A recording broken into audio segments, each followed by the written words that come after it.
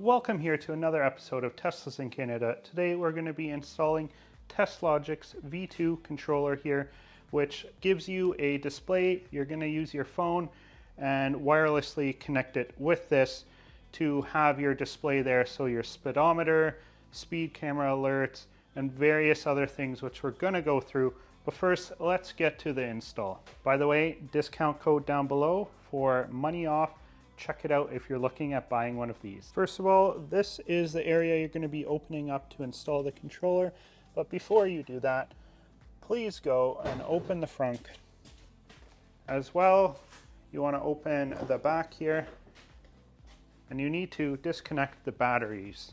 So that's going to reduce any issues, any electrical shocks, things like that, that could come up, which is the last thing you want. That pops off easily there. You're going to pull up on this green tab, and you'll hear the car gets mad at you. It's kind of hard to do this with one hand. There we go. And this is your 12 volt, so that is now disconnected. Leave this open. Always leave a door open because you're not going to be able to get it open with all these things disconnected. You can see it starts to throw some errors there. You're going to hop back here. Now this spot is fairly easy. There is a little lever there. It's just hard to show on camera. That tiny little lever. You're going to lift this up, and what you're going to do is pop this off. Let's see if I remember how. There. Push that down, lift it up. There we go. Car is fully disconnected. Everything's turned off. No more power. So now that you've disconnected everything, you do not want to close a door, or you're not going to be able to get in. Well, you can close a door, but don't close them all, because you don't want to have any issues like that. See? Can't open that anymore. So leave the doors open, and that's your best bet. Okay, so next steps are you want to hop in the vehicle. Make sure you have all your stuff. First things first, you're going to pull back this rubber seal and remove this piece here. So it should pop off fairly easily. Set it aside. This next piece here is a bit trickier, but it still pops off pretty easily. You're going to use the tool for that. So if you couldn't see from there, what I did was leverage under here and then use this pry bar to pry it all the way out. Again, peel this back.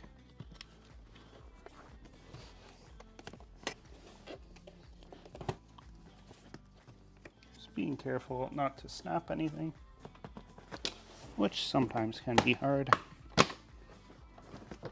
There we go.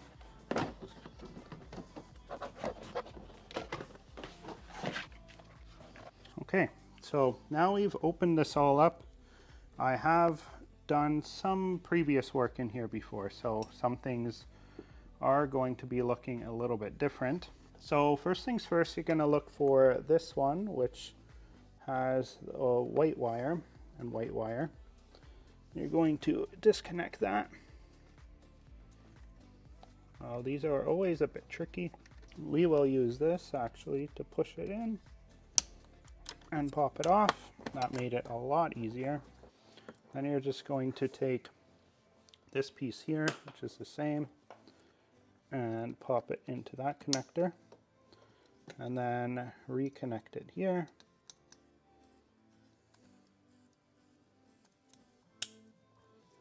And then you're going to take this piece down here and slip it into this blue connector.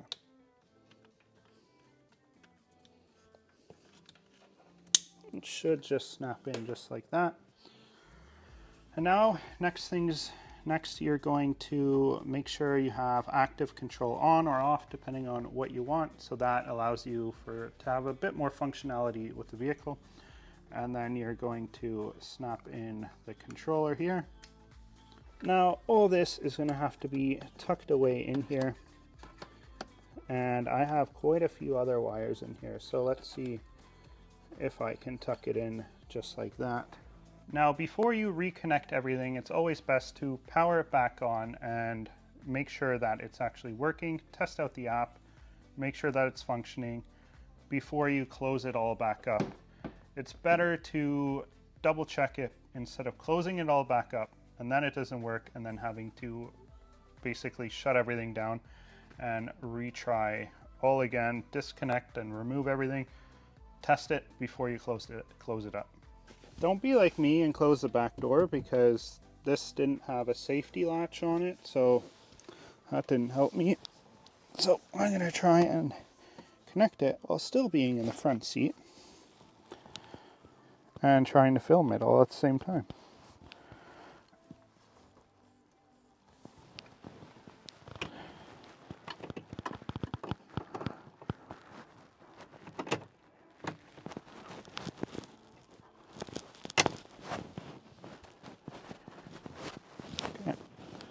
So that is back on. Nothing here still, but we will hop up to the front, get my shoes back on, head over back here to the front and connect this.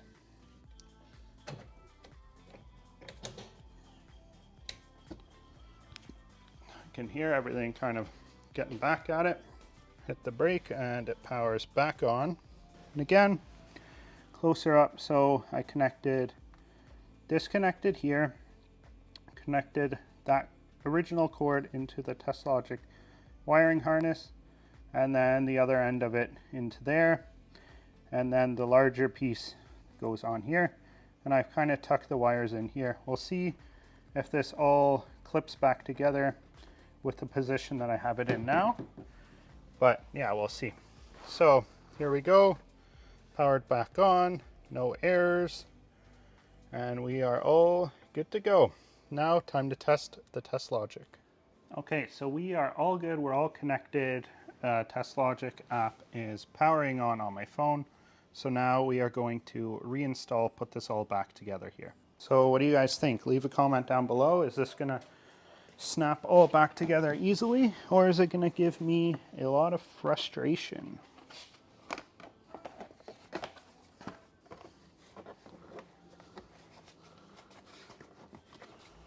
P.S. It's always easier to remove your floor mat first, but I didn't do that this time.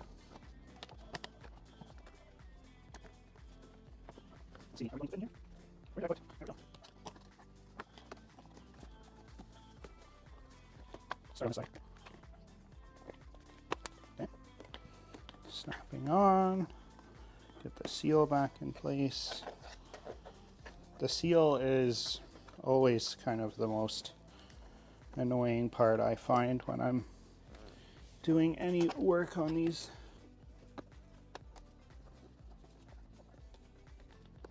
Okay, so that's in, that's in. This part's easy. Push it in like this so it's thinner, and then lock it up. Good to go. This last bit here is easy to snap in, as long as you can get it underneath the seal. So the next thing you're going to want to install is actually this piece, so that you can actually mount your phone there and have that heads-up display. So it mounts here on the back angled piece like that, so that your phone can then attach onto there. You're just going to start by cleaning that off, which I've already done. Removing the protective sticker here, and then taking a close look at it, centering it, and what do we think right there? I think right there is good. Push that on nice and tight, and it does come with a replacement stickers. So if you make a mistake or anything, you can have that fixed. Best way to do this is to take this piece here and snap it onto your phone, which you're not going to see me do that because it's on the phone that I'm filming on. So there, I've got you guys connected there to the Teslogic. Yeah, camera on the phone is obviously off to the side, not in the center, so it looks off center, but from my vision, the phone is perfectly placed there, and I can see what's going on driving around. So it's a good display there. I know a lot of people kind of miss out on the display. That's one of their reasons for not going with Tesla, but you can have it right there. Now I'm going to be testing it out over the next couple days, which for you it's going to seem like nothing because I'm going to recap everything here right now. Okay, so I've been using the Teslogic version 2 here for a little while. Sorry about the lighting here.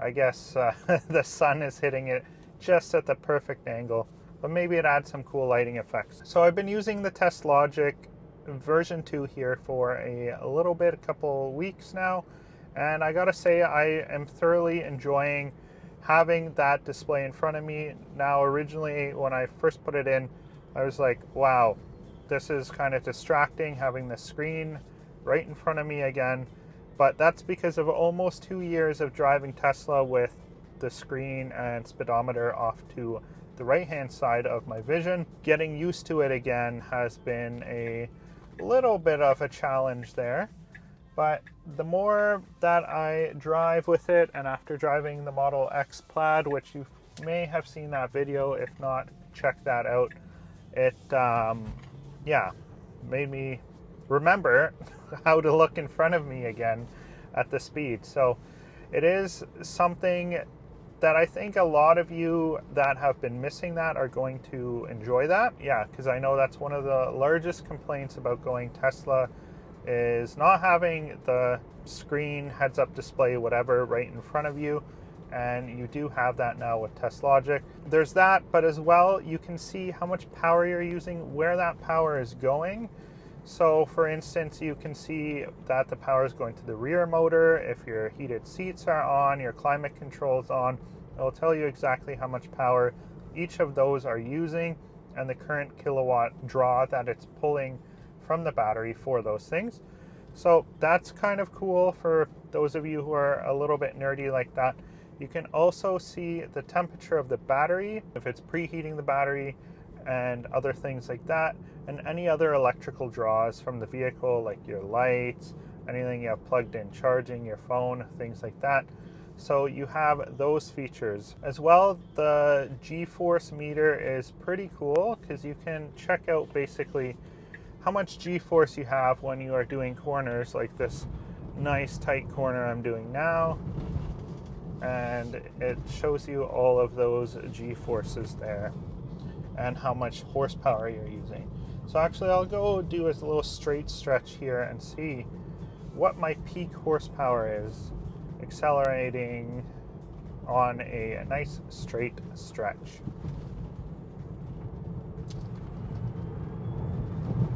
Wow, 285 horsepower. It's pretty good. Now the road I'm on here is very bumpy, and the way I've got my camera set up, it may be a little bit bumpy for you guys there. So if it is, I apologize for that. But yeah, that's where it's at. The other cool thing is it'll show you your real actual expected range with your driving habits, exactly how you're driving. Now that'll change on the fly as you're accelerating quicker, as you're slowing down and taking more power back into the battery with the regenerative braking. So it'll adjust on the fly, and it can help you on those longer trips if you're trying to squeeze out a few more kilometers. It'll help you kind of figure out where you need to be on your throttle control and things like that in order to do so. So there's just a lot of versatility control, additional statistics that this will give you, which are kind of nice. Okay, now here's a bit of a straight stretch. So, okay, right now I'm doing minus 40 horsepower slowing down. As I accelerate,